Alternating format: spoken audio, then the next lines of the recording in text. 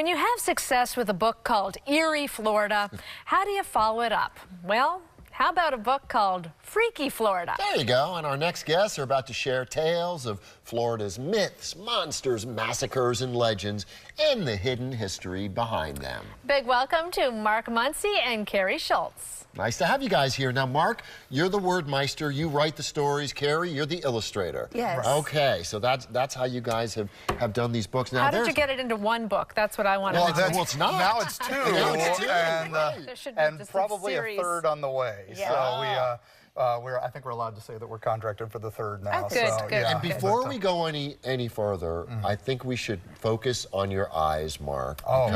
Because you kind of freaked me out in the green room, and I didn't want to ask I'm very you. attached to them. Yeah, well, I can see why. But they are contact. Yes, Okay. They go back to a persona. We did at a haunted house for 20 years over in St. Pete called Hellview Cemetery. We based it all on local lore and legends, and there's a lost cemetery, a lost pioneer cemetery of Tampa Bay called Hillview Cemetery. We covered that in our first book, Eerie Florida. Our search for that's what kind of started this whole mess. So let's talk about Freaky Florida Yes. and some of the characters and the legends in the book. Let's start with something called the Barden Booger. Oh, yes. Now, Barden is a little tiny town where in northeast Florida? Right, just a little ways outside of Jacksonville. Okay, So. and who or what is the Booger? The Booger is an old skunk ape legend, our wonderful Florida skunk ape.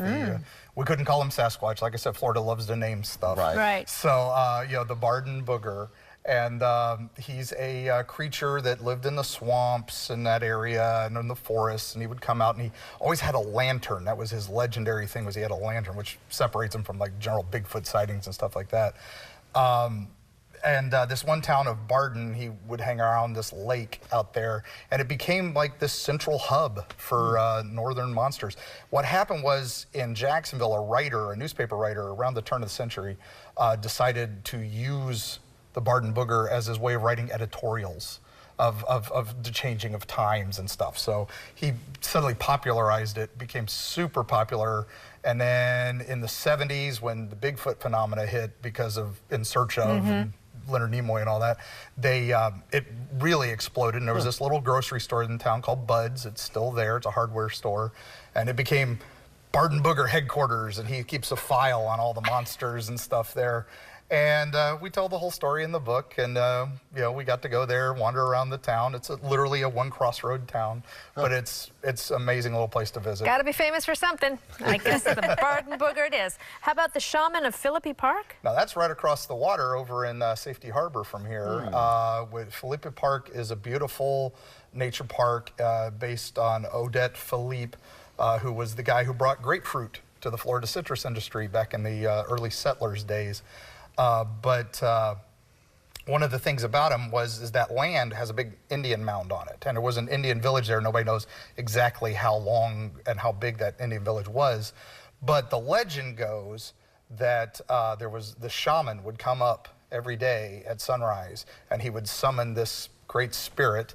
And Kari Schultz, my wonderful illustrator. Yes, look at you, Carrie. There's a good use of your imagination there to come up with the shaman. And then the spirit would come up and it would fight the storm gods and keep the storms away from Tampa Bay, and that's why we have so much lightning and so many thunderstorms every day, and that's what also keeps the storms pushing out to the Gulf. That's why they say we haven't had a big hurricane in a while. That's one of the many stories. Really? We've got about 5 or 6 between the two books so far that have said why there are no storms. So if one of them's true, it's got to be cool. We definitely have a lot of protection here. Right. And do you believe that, or do you just, are you influenced by the stories you hear? Do you actually believe it? Well, we definitely see some interesting things, and we've seen the track of storms a lot of times, so sometimes you got to think there's something to it. Yeah, hope so. How about the last one we're going to get to is the giant turtle of Punta Gorda. Oh, yes. Now, this is one of my favorite stories. It's a family in the 1930s. There was one of our many hurricanes comes through. And if you remember last year during Irma, when all the water rushed out of the bay and everybody could just walk out and see the stuff and pick up animals and stuff. Well, that happened. Well, it was the Florida-Alabama hurricane back before we started naming them. And it was going up, and it pulled all the water out of Punta Gorda, and people start running out into the the land to grab stuff. And this one family goes out and they see what they think's a chest, like maybe a pirate chest or gold. So they run out there to grab it, and then the water starts coming back in, and they can't get it loose, and they start digging into it, and they're breaking the chest, and it's full of cannonballs. Not what they had hoped. So, and at this point, the storm is coming, the waters are coming, they get swept away. They get washed inland, they don't know where they're gonna be, and the river waters are rising, they're still drying, so they rush to this hill, and they climb up on this hill, and the storm's gusting, and then the hill breaks loose, and they're like, oh no, we're on a upside down boat or something, this wasn't secure, and we're gonna still get washed out to sea. But right at the last minute, the boat changes direction, the hill that they're on changes direction, they're like, it's fighting the current. And they go out and they see, and it's a giant turtle that they're on, and it saves them and takes them back to sea. So it's an unusual story. Right. Well, we didn't believe it, but then in the 60s, it was spotted again. Well, there's a whole lot more just like that. Freaky Friday. Freaky Florida is the book. Mark Muncie, Kari Schultz. Thanks so much. Thank you so both. much. Thank you. Yeah. Nicely done. Thank you. We'll be right back.